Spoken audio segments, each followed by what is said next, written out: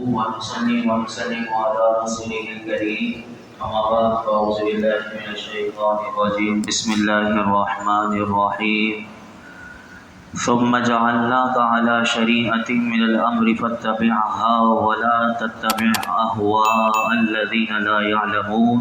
إنهم لن يغنوا عنك من الله شيئا وإن الظالمين بعضهم أولياء بعض واللہ ولی المتقین۔ پھر ہم نے آپ کو اس معاملے میں یعنی دین کے عمدہ راستے پر رکھا تو تم اسی راستے پر چلو اور نادانوں کی خواہشوں کے پیچھے نہ چلنا، بے شک وہ اللہ کے مقابلے میں تمہیں کچھ کام نہ دیں گے اور بے شک ظالم ایک دوسرے کے دوست ہیں اور اللہ پرہیزگاروں کا دوست ہے۔ اس آیت کریمہ میں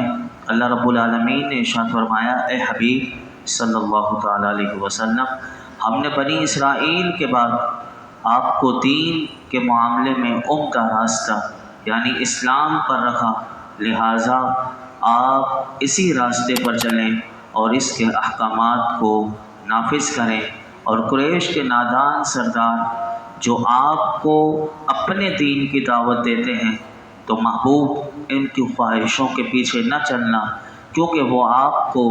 اللہ کے مقابلے میں کچھ کام نہ دیں گے، اور بے شک کافر صرف دنیا میں ایک دوسرے کے دوست ہیں جبکہ آخرت میں ان کا کوئی دوست نہیں۔ اور پھر فرمایا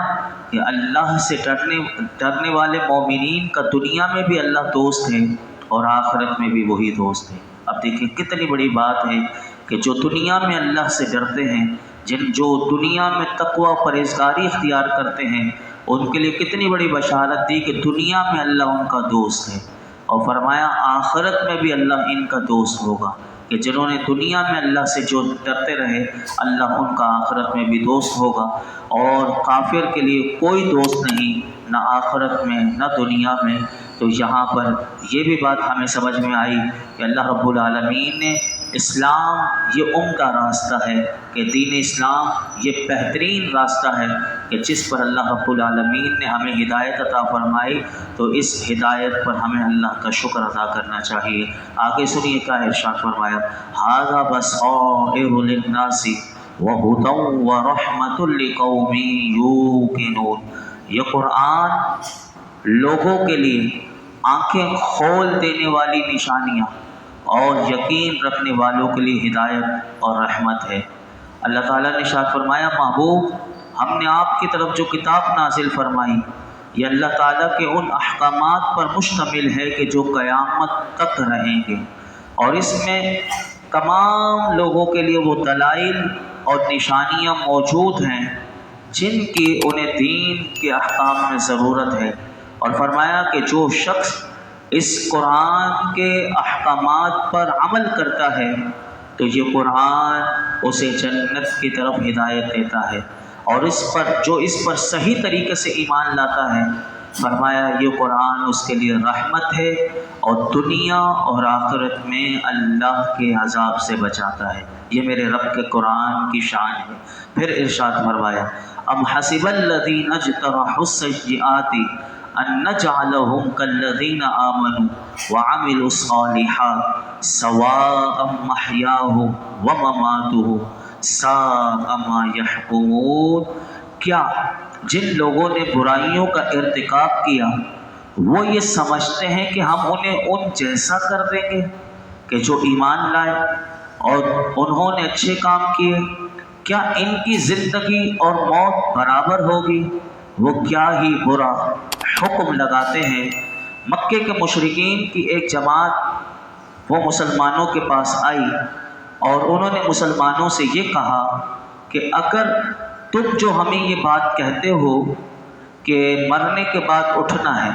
تو وہ کہنے لگے مشرکین مسلمانوں سے کہ اگر تمہاری بات حق ہو اور مرنے کے بعد اٹھنا بھی ہو تو بھی ہم افضل رہیں گے۔ کتنی غلط بات یہ کہہ رہے تھے کہ دنیا میں کے بعد ہم جب وہاں اگر اٹھ بھی گئے، تمہاری بات اگر سچی بھی ہوئی تو ہم افضل رہیں گے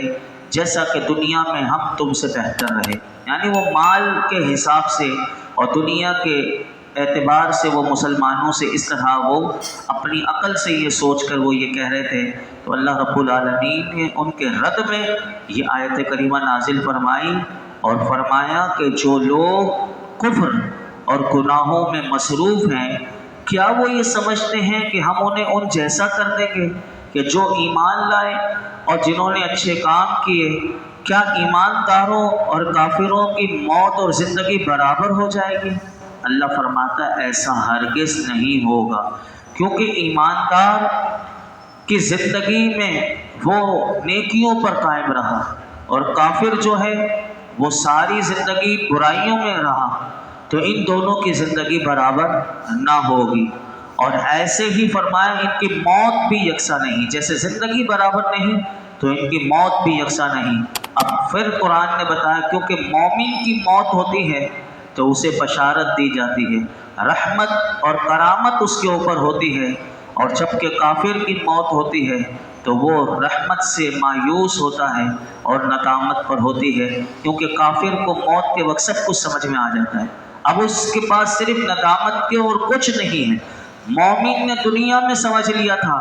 تو اسے بشارتیں دی جا رہی ہیں، موت کے وقت جنت کے نظارے کروائے جا رہے ہیں۔ اللہ اکبر۔ اور فرمایا کافر اپنے آپ کو مومنین کے برابر سمجھ کر فرمایا یہ کتنا برا حکم لگاتا ہے، حالانکہ مومنین تو میرا رب فرماتا ہے قیامت کے دن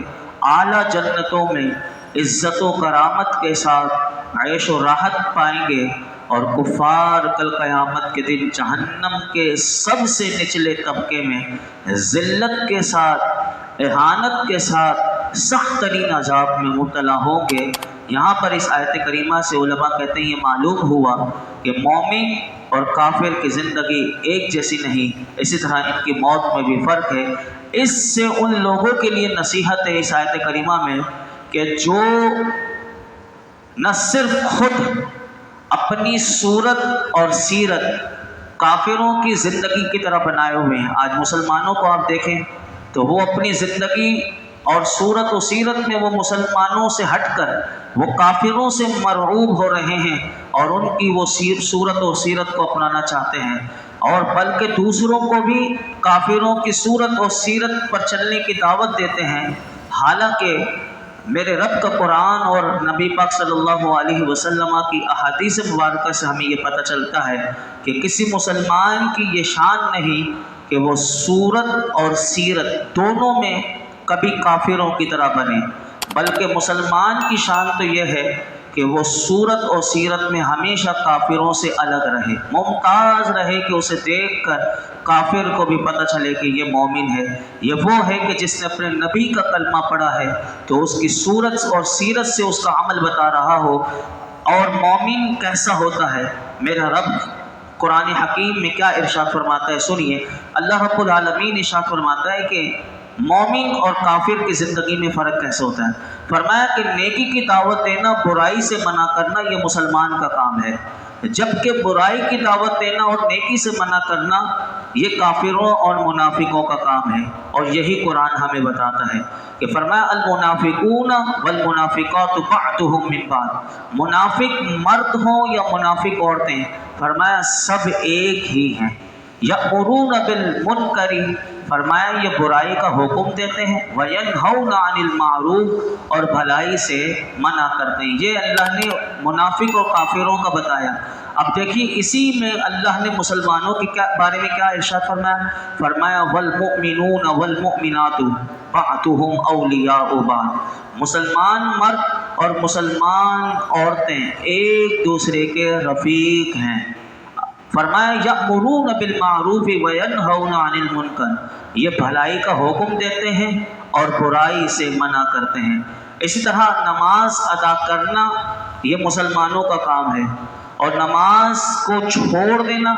یہ مشرکوں کا کام ہے۔ یہ بھی اللہ تعالیٰ قرآن میں بتاتا ہے وَأَقِیمُوا الصَّلَاةَ، اور نماز قائم رکھو، وَلَا تَكُونُوا مِنَ الْمُشْرِكِينَ، اور مشرکوں میں سے نہ ہونا، یعنی نماز قائم کرنے والا مومن بننا، نہ کہ اللہ نے فرمایا کہ مشرک والا عمل کرنا۔ اسی طرح ہمارے نبی کریم صلی اللہ علیہ وسلم کا ارشاد فرماتے ہیں، حدیث پاک میں آتا ہے کہ مسلم شریف کی حدیث ہے کہ حضرت جابر رضی اللہ تعالیٰ عنہ روایت کرتے ہیں کہ نبی کریم صلی اللہ علیہ وسلم نے ارشاد فرمایا انسان اور اس کے کفر و شرک کے درمیان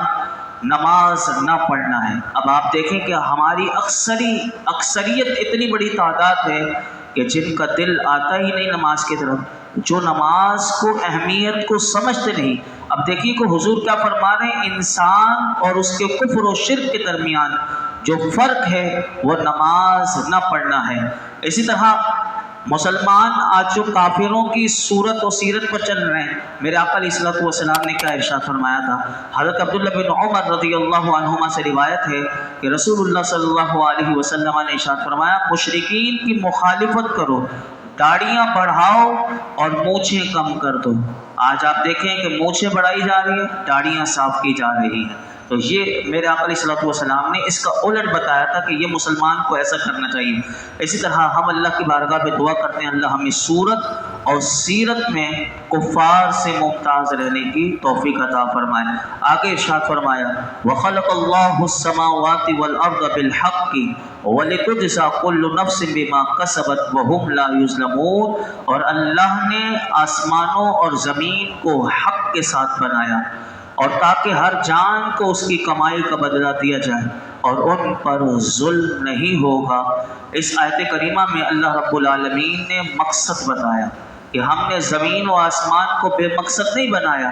بلکہ زمین و آسمان کو حق کے ساتھ بمقصد بنایا، اور فرمایا کہ اس کی تخلیق اللہ کی قدرت کا پتہ بتاتی ہے اور اس کی وحدانیت پر دلالت کرتی ہے، اور ہر جان جس کو دنیا میں اللہ نے بھیجا ہے تو فرمایا ہر جان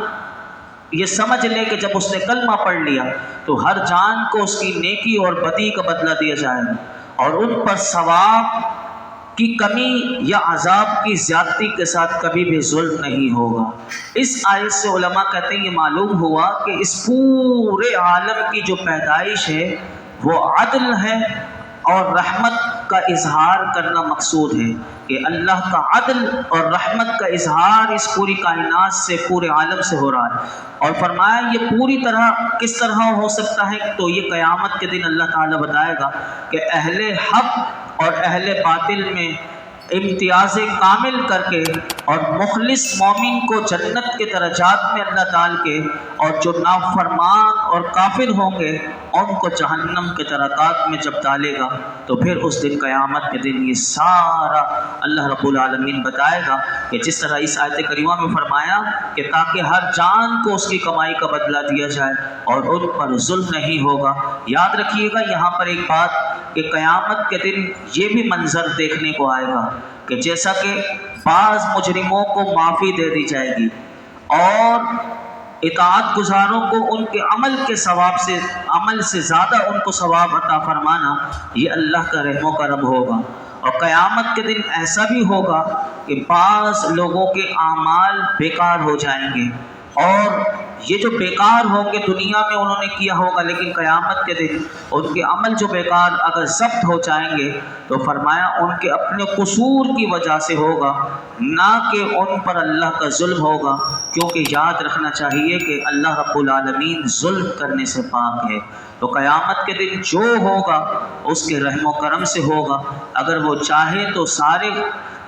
جس کو چاہے وہ بخش دے گا، اور جس کی چاہے گا وہ پکڑ فرما لے گا، جس کو چاہے گا سزا دے کر وہ معاف کر دے گا، اور جس کو نہ چاہے گا تو ہمیشہ کے لیے وہ جہنم میں جب تک وہ چاہے گا، اگر اس کا ایمان پر خاتمہ ہوا، لیکن وہ جب تک رب کی رحمت چاہے گی، اس کا ارادہ اور اس کی مشیت ہوگی، وہ جہنم میں رہے گا، پھر وہ ضرور جنت میں جائے گا۔ لیکن کافر جس کا کفر پر خاتمہ ہوا وہ ہمیشہ جہنم میں ہی رہے گا، اس کی بخشش کبھی بھی نہیں ہوگی۔ اللہ رب العالمین ہمیں زندگی کے مقصد کو سمجھنے کی توفیق عطا فرمائے اور اعمال صالحہ کرنے کی توفیق عطا فرمائے۔ الحمدللہ رب العالمین والصلاة والسلام علی سید الانبیاء والمرسلین وعلی آلہ واصحابہ اجمعین۔ یا رب العالمین یا ارحم الراحمین، جو کچھ سنا اس میں جو غلطی کوتاہی معاف فرما، اپنی بارگاہ میں قبول فرما۔ رب کریم ہمارے لیے سیکھنا سکھانا سمجھنا سمجھانا آسان فرما اور فکر کی توفیق عطا فرما۔ یا رب العالمین ہمارے تمام صغیرہ کبیرہ گناہ معاف فرما، ہمارے ماں باپ کی ساری امت مسلمہ کی بے حساب مغفرت فرما، دنیا اور آخرت کی ساری بھلائیاں، کامیابیاں، عزت، نعمت، راحت، سکون عطا فرما، دونوں جہانوں کی ذلت اور رسوائی سے بچا یا رب العالمین یا ارحم الراحمین۔ ہمیں سجدوں کی لذت عطا فرما، نمازوں میں خشوع و خضوع عطا فرما۔ یہ جتنے حاضرین موجود ہیں، جس کی جو مراد ہو یا اللہ اس کی مراد پر اپنی رحمت کی نظر فرما۔ وصلی اللہ تعالی علی خیر خلقہ محمد وعلی آلہ وصحبہ۔